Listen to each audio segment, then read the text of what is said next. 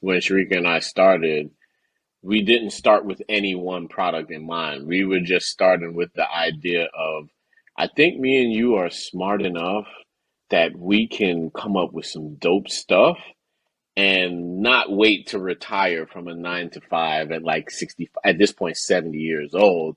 We can cut that time down in half if we can figure out how to make some cool stuff.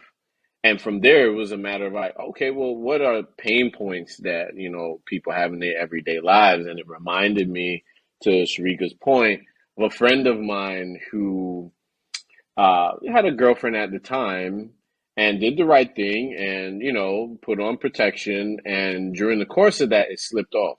Well, he ended up having twins. And I remember saying to myself, there's got to be a way if a man has taken the opportunity to say, okay, I'm going to protect myself and my partner.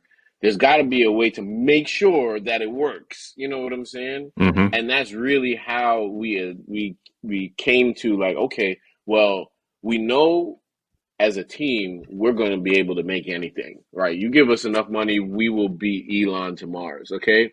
But we got to start with something small that is a pain point for many people that we can get our feet wet in the world of manufacturing and understanding online ordering and stuff like that. And that's really how everything kind of came together. But to what Sharik was saying earlier, like this whole thing is a constant journey where you are learning all along the way. And it came to a point where we almost felt like it's just too hard to continue growing Slipguard.